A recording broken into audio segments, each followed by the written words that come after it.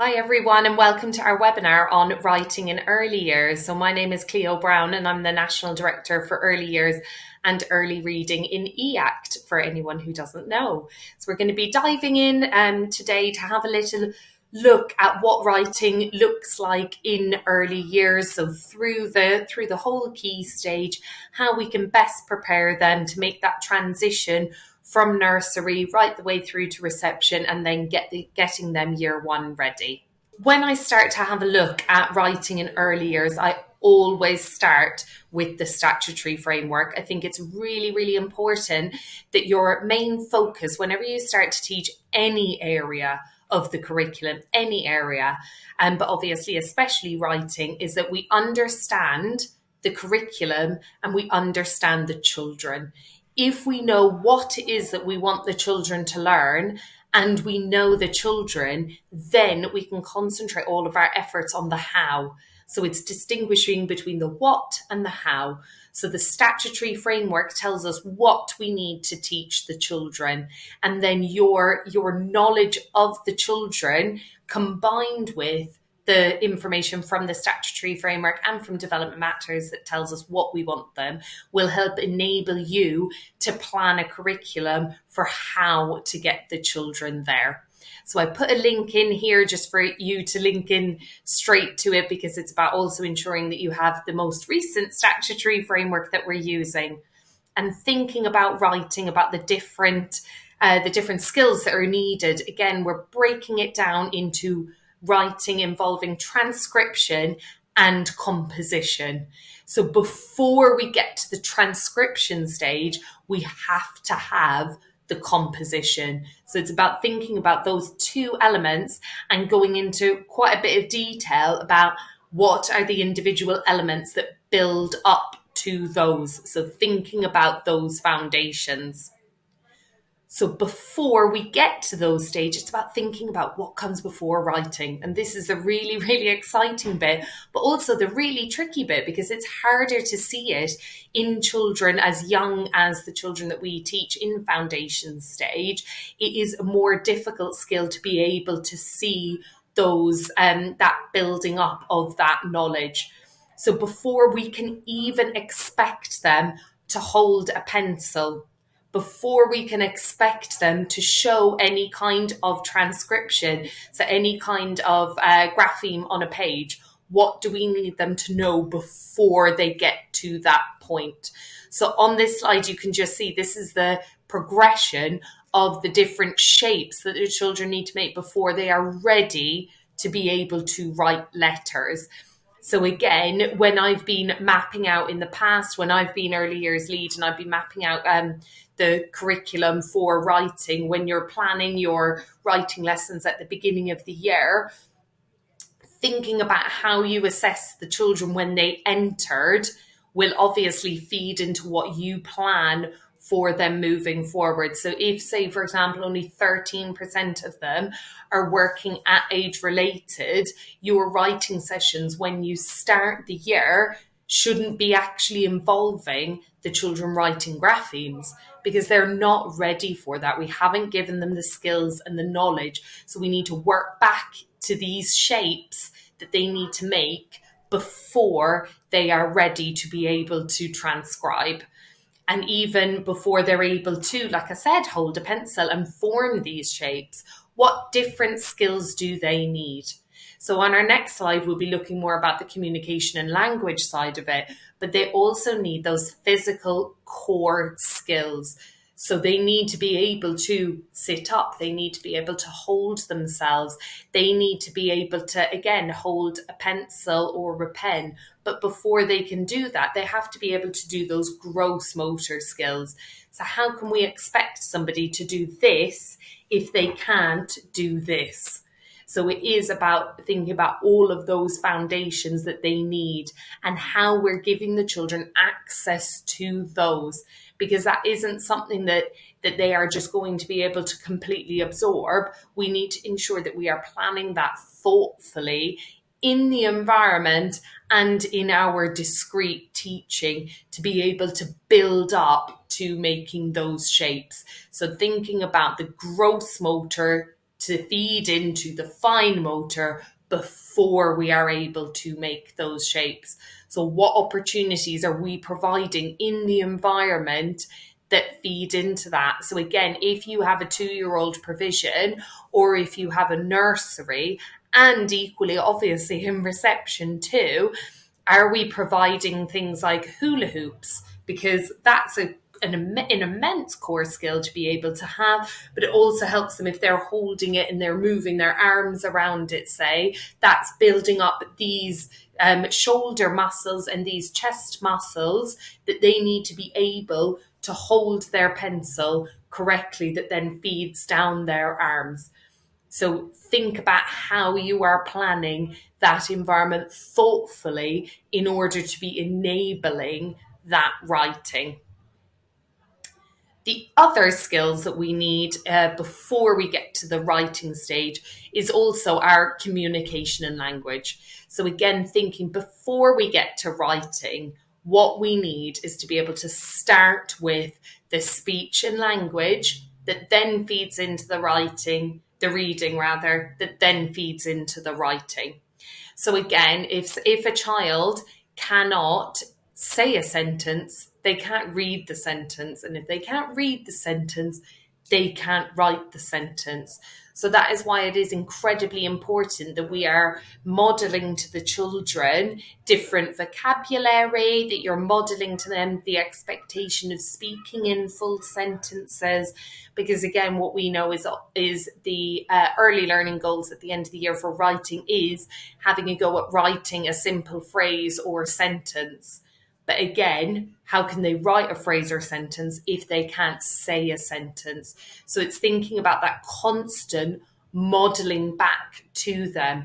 So say, and it should permeate into every single area and every single element of your day. So again, I always say the children should be tripping over this learning. They shouldn't be able to go from the carpet to outside or to the toilet without learning something. So say, for example, if a child said to me, Miss Brown, I need toilet. What I wouldn't do is say, no, it's not I need toilet, it's I need the toilet. Because what you're doing is you're breaking that barrier for the child, because you're telling them no, they're wrong. So they're not going to start experimenting with those different words. It's about modeling back that correct sentence. So it would be saying, can I go to the toilet, please? And then they would say it again back to you, and then they would go to the toilet. And then the next time they need the toilet, they will remember that that was your expectation, that you expected them to speak in a full sentence. And it's about that exposure. Have you got a language rich environment around the room? And I don't mean that your room looks like Twinkle has vomited all over it, that it's just got words up everywhere. These things have to be thoughtfully put around the room based on the children's interests and based on what you want them to learn. Because again, what we don't want is for the children to be completely overwhelmed and have this cognitive overload of vocabulary. So it's about looking at the curriculum that you have made for these children, because you'll have made this curriculum to be progressive and to build, and it will be thoughtfully planned based on what you want the children to learn. So like I said, always thinking about the what, and the what being the learning objective. So I know what I want the children to learn, and I am going to make sure that that is everywhere in the environment, so that whether the child is choosing to learn with the cars, whether they're choosing to learn outside on a bike, or whether they are choosing to learn at the maths area or the reading area or the construction area, that they have the opportunity to still learn that learning objective. Because what we know is children learn the most when they are engaged in what they're doing, and that's when they're going to be engaged when they love what they're doing. So thinking about that vocab that might be up around the room, and also that your staff are using, that they've been trained to use, that they know the vocabulary that you want them to be using as well. Because again, they won't be writing those words if they're not speaking them, and they won't be speaking them if they don't know them. And they won't know them unless we model and teach it to them. And thinking about that progression that we need the children to make in order to continue on their journey to the ELGs at the end of reception is using development matters in order to help and enable our own curriculum. Because again, just to remind everyone what development matters actually is, it's non-statutory curriculum guidance. It is not a curriculum, but it is curriculum guidance, and it gives you that progression to show what we could expect an age-related child coming into nursery or reception to look like, and how we can help them on their journey. And like I said, that kind of gives us the what, and then it's up to us to use our curriculum to plan the how. So thinking about before they come to you in nursery, what we want them to do. So again, what I always say is in a 2-year-old provision, or essentially just before nursery, is all about just exposure. And what I'm saying is relating towards writing, but it really relates towards every single area of the curriculum. It's just about exposing them to life. Remember, they are just brand new people. They're not just brand new to school. They're brand new human beings. They've only existed on this planet, breathing our air for 2 years. That is, my gosh, when you think about like the amount of experiences that we've been exposed to, as adults, that for them is narrowed down incredibly, because they're only 2. So they won't have, say, when we were talking earlier about vocabulary, they won't have that vocabulary because they might not have even seen the words that you're saying. So it is about just exposing them to that, and remembering, as if you have heard me speak before, that I will always say up to 1 million neurons a second these children are forming in their brains, which means that they are learning more between the ages of 0 and 5 than they will at any other point in their lives, which means that we as early years practitioners, early years teachers, whatever your role is within your early years setting, you are having more of an impact on these children in theory than anyone will in the rest of their lives, because more neurons will be forming, which means we have the potential to help them make incredibly rapid progress, which is what a lot of our children will need.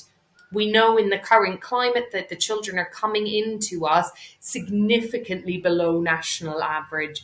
You might have classes where they come in when you do baseline, only 13% of them are working at age related, which means that you need to be helping them make rapid progress by giving them a curriculum that is so rich, it's giving them elements of what they needed when they were a 2-year-old, a 3-year-old, and exposing them to age-related curriculum, which is an incredibly difficult job, but we are absolutely up for the challenge, because we know that the children will so benefit from all of your expertise.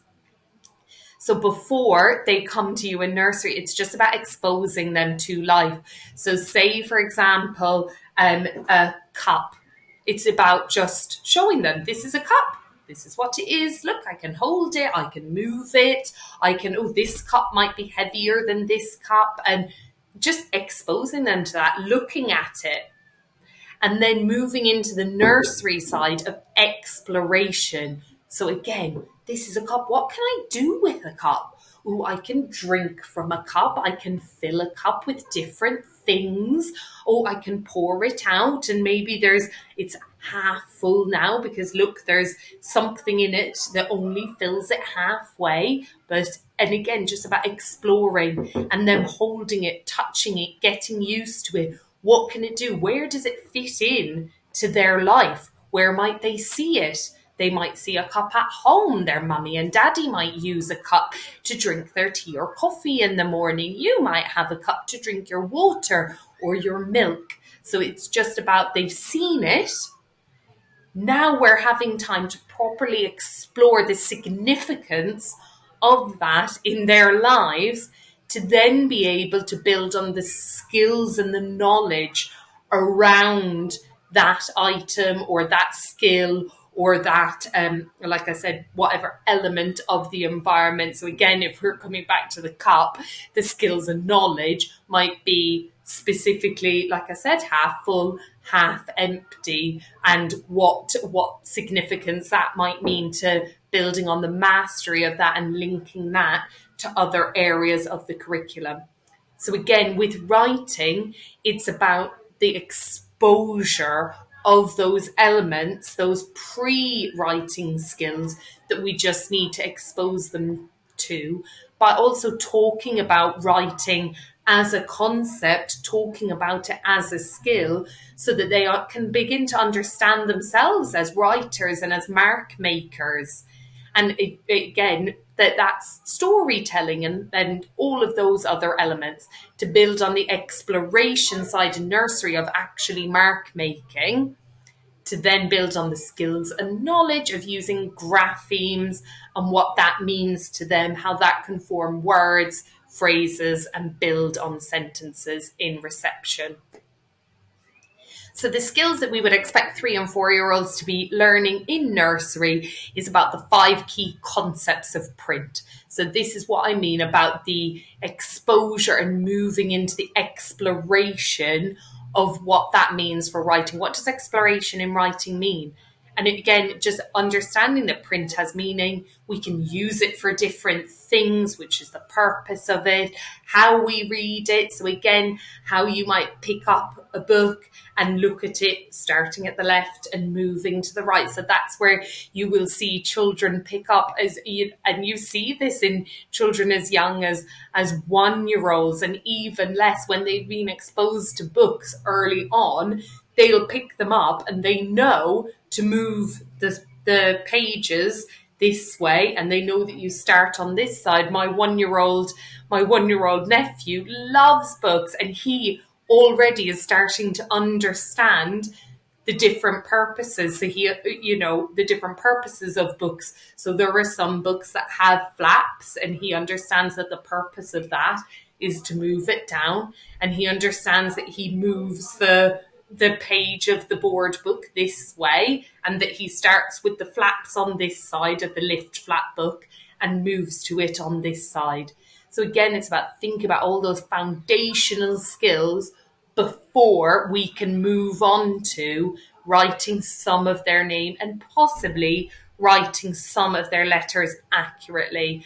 But when we're thinking about those writing their name and writing their letters accurately, it's going back to the previous slide of these are the skills that they need before they can write the letters. So they need to be writing their lines before they move on to their kind of more zigzags, to then move on to the X's and the O's, which then feed into being able to write a grapheme. And then reception age children. So when you are thinking about your curriculum that you might be writing for reception, these are the kind of the what as such. This is what you want the children to learn during the year, forming those lowercase and uppercase letters correctly. Again, starting with those lowercase, because those capital letters is a slightly more difficult skill to learn, and that can kind of be taught through the environment side, through when you're reading, kind of modeling that, thinking about how we're spelling words, how we're using our phonics. And this is when our phonics really needs to feed in, and phonics needs to not be seen as the standalone lesson, that phonics should always be feeding into our writing and permeating the whole day. Because again, children cannot access any of the rest of the curriculum if they can't read. Reading is categorically the most important skill, alongside, of course, being a holistic human being and being a good person and being part of society and all of those prime areas. Again, they're called the prime areas for a reason, because these are the skills that the children need before they can access the specific part of the curriculum, to then building up towards the end of the year to being able to writing those short sentences and reading back to them. And at the end of the year, our glorious EYFSP will be judging the children against their expected level of development. And this is what we would expect an age related child at the end of reception to be able to do, to write recognizable letters, most of which are correctly formed. And again, spelling words, again, using their phonics in order to enable that, and writing simple phrases and sentences. But remembering that this is all, when we make our judgments against all of these points, again, you might have data drops throughout the year, depending on how your school or how your trust expect that kind of feedback. But it's about it being best fit and thinking holistically about the child. So again, most of the letters are correctly formed. So what I'm not going to do is sit with the child's book and look through and find one D where they've written it as a B and then say, well, they haven't got the goal now. It's about thinking holistically about what they can do overall and where they are on their journey. It is also about considering that the early learning goals and the year one writing curriculum don't feed straight into each other. So sometimes what we can do is we can end up not giving a child a good level of development so they've achieved their ELG in writing, because we think they're not ready to access the year one curriculum. Now, obviously, we know that as part of the statutory framework, we are statutorily bound to get those children year one ready. And that is absolutely what we should be doing. But that is not what we are assessing against at the end of the year. So all we are assessing against at the end of the year is the ELGs, not their year one readiness. So it is very important that we bear that in mind, that when we are thinking about their writing, we are thinking about simple phrases and sentences, not that they can write a whole page or even half a page, because that's what the year one team are expecting them to be age related as coming in. It's about having that understanding that they are two very different things, and two things that we categorically need to do, but that they need to be seen as two different things. And in order to help enable us again on our writing journey and what we provide for the children in the environment and how that can look like, the DFE have done some absolutely fantastic short YouTube clips on the different areas of learning, and I would really recommend you watching them in your own time, to go through the different elements of what it might look like in an early years environment. They've got a whole selection of them on the DFE, the EYFS portion of the DFE site on YouTube, which, like I said, it's linked here.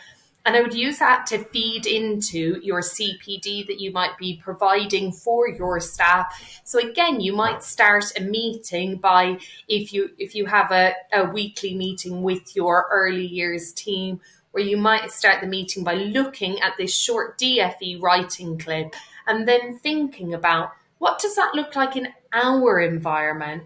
Are we providing enough opportunities for exploration and exposure, as well as the discrete teaching of writing? Because it is really important, like I said, that we give these children the opportunity to rapidly progress in writing. And that can only be done by exposing them to age-related writing, while also giving them the opportunity to build on those foundations that they possibly might have missed. So filling those gaps through the exploration and through the exposure. And again, thinking about those environments, what does writing look like in your environment? Because again, we know that children will write more when they are interested in what they are writing about. And they're only going to be interested in what they're writing about if it's fun. I mean, it's the same with adults. Are you going to write about something that you're not interested in, something that doesn't bring you joy, or in an area that doesn't look fun to write in and fun to read in, for example? So again, quite often I might stand in an early years area, whether I'm outside or inside, and just say to the lead or to an adult, would you want to go and write there? Would you want to go and read there? And if your answer isn't straight away, yeah, I would. Look how colourful it is. Look how fun it is. Look at all those labels so I know where everything's kept. Look how much love is put into that area. I can see it's loved. So I can see that I want to love it too. If my teacher loves it, because again, what we know is you have these incredible bonds and this incredible trust with your children. Therefore, they will implicitly trust you. So if you show your areas love, then the children will show them love too.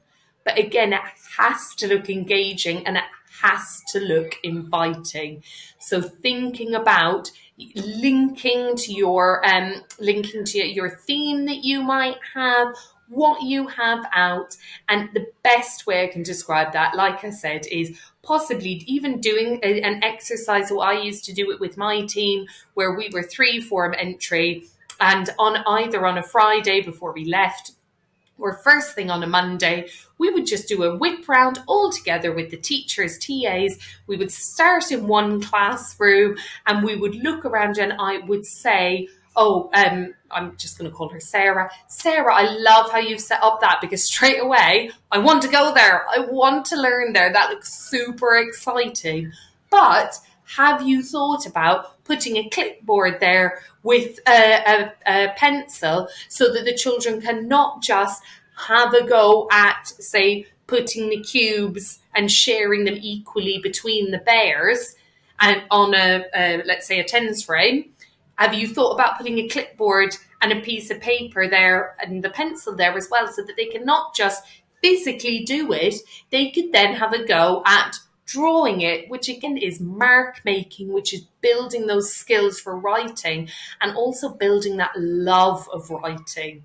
Writing should be in every single area. So thinking about building in those opportunities in every single area, that is where we build in the love. And then thinking about how we evaluate our own effectiveness in how we have set it up.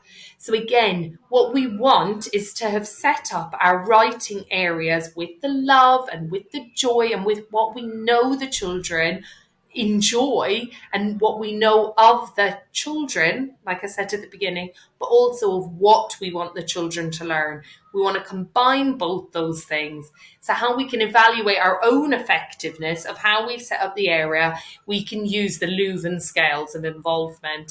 So again, the link is there for you to go through. So again, there's 5. If you don't know anything about it, I would definitely advise reading up on it. It is an incredible piece of work and an incredible way for you to evaluate how the children are accessing different areas of the classroom and writing in particular. So standing in your classroom and looking and seeing, are the children working at an extremely low level of involvement? And again, you can read there what that involves. So that might look in your classroom like the child who picks up a couple of pieces of Lego and might stick them together and then kind of throw them on the floor and then look for the next thing. And then they're in the reading area and they pick up the book and they might flip a couple of pages and chuck it down and move on to the next thing.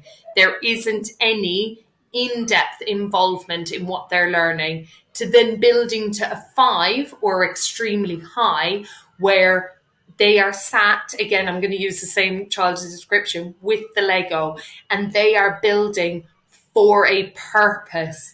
and they are building for a sustained amount of time. You can see the engagement, you can see the energy and the concentration that is required, and you can see the creativity with it. So again, they're building for a purpose, and there somebody else could come up and tap them on the shoulder and they arguably wouldn't even feel it because they are so engaged. They're actually the children that might end up, you see them squirming because they've gotten to such a stage of involvement that they actually really need a wee and they're almost about to wet themselves with excitement, but they haven't even felt that because they are so engaged in what they're doing.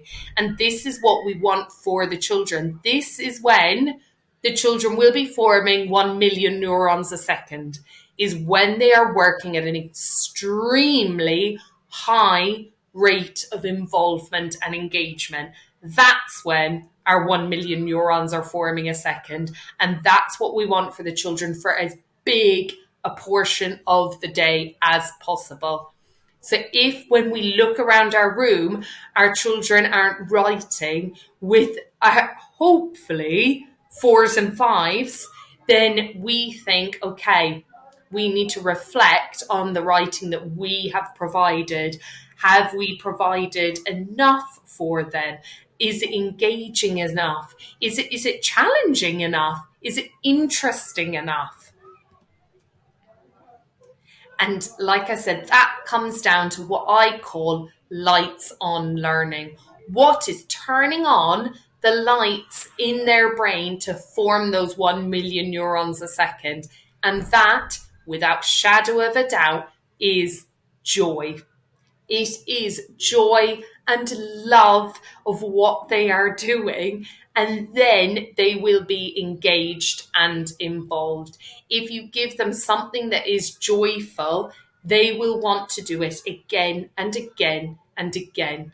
I mean, think about it. How often have you set up a tough spot that, again, you might just see, and you've put so much love into it. You've made it look, say a farm, you've made it look incredible. You've gone and got kind of, loads of hay and you've stuck that out. You've even picked some grass or found some fake grass and put that in there. And you set up all of the fencing around the outside for the animals. But actually what the children have come has been, they've come and they've picked it up and they've kind of thrown it about and they've moved on. Just purely because in that moment, they weren't particularly interested in the farm, didn't bring them joy, so they moved on. But equally, you have the crates outside, let's just say, and they use their creative, gorgeous imagination to set up an obstacle course. And then every single day they come back and they make that obstacle course because they have been so involved and so engaged, and it's brought them so much joy that that's where the learning is. And that's where then we need to bring that learning to them. If they want to play with the crates every day and make an obstacle course, happy days if that means they are working at a 5. But how can we bring that writing to them? So it's about having, like I said, those clipboards and those pens out there, and then thinking, getting them out there and being like, yesterday we made our obstacle course and it looked like this, and then drawing it. Today, I wonder if we can make our obstacle course even more challenging, so that when we are going over the crate, so again, introducing that different vocabulary. So when we go over it, it might be even higher, which makes it a bit more tricky. But before we do that, I think we might need to design what it might look like to make sure it's safe. So again, then we're getting in the mark making and the writing into that play so that it is joyful. And that's where we get our writing for a purpose, which is where their writing will flourish, and you will see more, you'll see just better writing, you'll see more skilled writing. So again, these are some examples of writing for a purpose. And it's just beautiful and it is gorgeous. And this is the kind of writing that we want, as opposed to the writing the straight in the books. And writing the straight in the books absolutely has a purpose. I'm not saying it doesn't. It writing needs discrete teaching. They need to learn that skills and knowledge base. But it's about thinking about why we do adult initiated rights. The reason that we do adult initiated rights is in order to enable their child initiated rights, because what we want is for them to be independent learners. So we need to be giving them access to both. We need to be giving them a healthy writing diet, of a writing diet that includes discrete teaching while also giving them opportunities to write for a purpose within the environment. And on that note, I put in the link to the writing exemplifications there for you as well. So on to the more discrete writing lessons that we might be teaching and what that might look like within your writing books. So again, some of you might have writing books and some of you might not, because we know obviously it's not in the statutory guidance that you need to be providing it. But I know that a lot of people do, so I've put in an example of what it could look like. So again, it's about thinking about the purpose of why you have a writing book. We need to set it up so that there is a purpose to it. We might be setting up a writing book in order to help prepare them for year one, in order to help ensure that we have a child's voice in there, as well as a parent voice, as well as a teacher voice. And that is really important, because the EYFSP says that we should have, the statutory guidance on the EYFSP says that we need to be having the voices from all the stakeholders, because what we want is a holistic view of the child. So it's ensuring that those writing books show when it happened, the level of initiation. So again, whether it was a completely independent child write on a post-it note that was completed outside and was stuck on their piece of construction saying, this is mine, please don't touch it, or whether it was an adult initiated, call you over, you're going to sit with me and let's write about what you did at the weekend, to then the support level of whether it had some support, whether it was fully supported, or whether it was completely independent. And then having that child voice in there is really important, because it's their books and they should feel proud of them, and they should be able to look at their journey that they've made to show the progression, to help them feel proud of it, to help them to want to do more and be motivated with their writing and see themselves as authors, which is a really important aspect of it. And also your modelling, or the teachers or the TAs or whoever is writing in the book, to have neat modelled handwriting, because again, what we want is the children to be looking at those books. So it's important that if you're trying to get them to a point where their fine motor and their letter formation is correct, you need to be modeling that in your letter formation within their books. And the other thing is, especially if you work within a trust, but even if you work in any kind of a school, it's about thinking about your consistency of approach. Again, what we want is to take away for the children all of that cognitive overload that they have, which they do, because like I said, the reason they have more of a cognitive overload before 5 is, come back to those 1 million neurons forming a second.